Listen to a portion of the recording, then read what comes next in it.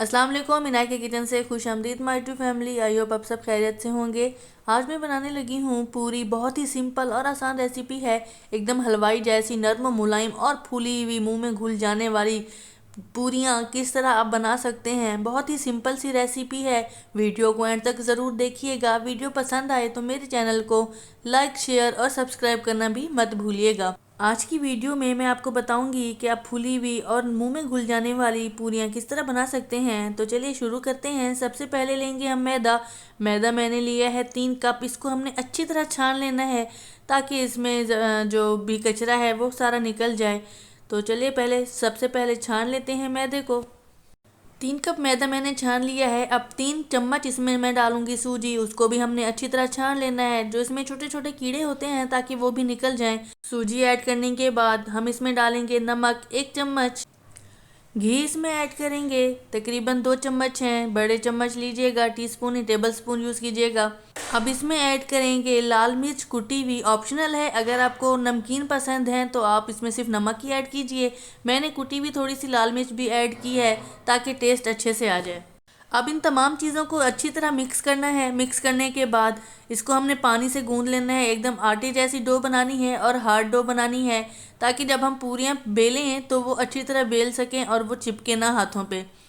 थोड़ा थोड़ा पानी ऐड कीजिएगा, एकदम नहीं डालना। इसको अच्छी तरीके से मिक्स करें और डो बना लीजिए, हार्ड डो। आटा जितना अच्छा हो सके गूंद लीजिए, क्योंकि आटे पे ही डिपेंड करता है हम किस तरह बनाते हैं। पूरियाँ हमारी बहुत ही मज़ेदार और एकदम नरम बनेंगी। आप इसमें 1 चम्मच दही का भी ऐड कर सकते हैं, ऑप्शनल है। अगर दही ऐड करना नहीं चाहते तो आप मत डालिए।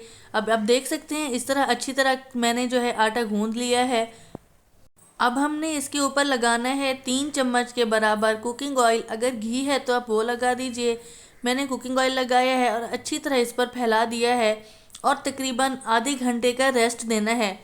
अगर टाइम ज़्यादा है तो आप इसको 1 घंटे के लिए भी रख सकते हैं, फ्रिज में रख दें तो बहुत अच्छी बात है।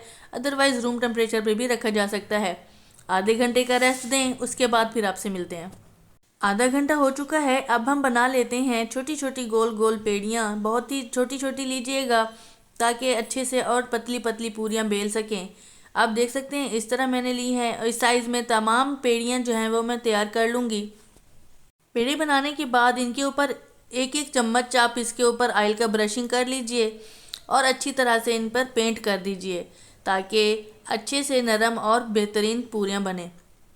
अब एक और ऑप्शन है, या आप इसको हाथ से बेल सकते हैं। अगर हाथ से नहीं तो आप बेलन का भी इस्तेमाल कर सकते हैं, लेकिन बेलन को ग्रीस करना मत भूलिएगा, वरना सारा आटा जो है वो बेलन पे चिपक जाएगा। मैंने पहले थोड़ा सा हाथ की मदद से फैलाया है। अब मैं इसको बेलन की मदद से फैला के अच्छी तरह जो है इसको फ्राई कर लूँगी। फ्राइंग के लिए जब आप ये पेड़ियाँ बनाना शुरू करें, कुकिंग ऑयल उसी वक्त चढ़ा दीजिएगा ताकि वो फुल गर्म हो जाए। आप देख सकते हैं किस तरह पूरी फैल रही है। बहुत ही नरम आटा है, मज़ेदार सा। अब हम इसको करेंगे फ्राई। फ्राई करने के लिए ऑयल हमारा फुल गर्म है और आंच भी फुल है। तो चलिए फिर शुरू करते हैं। पूरी डालिए और इसको फ़ौरन फ़ौरन दबाना नहीं है, 1 मिनट का वेट कीजिए और इसको फिर किसी भी चम्मच या फिर छन्नी की मदद से दबाइए और इसको फूलने दीजिए ज़बरदस्त। और देख सकते हैं आप एकदम परफेक्ट फूली हुई पूरी हमारी बिल्कुल तैयार है जनाब।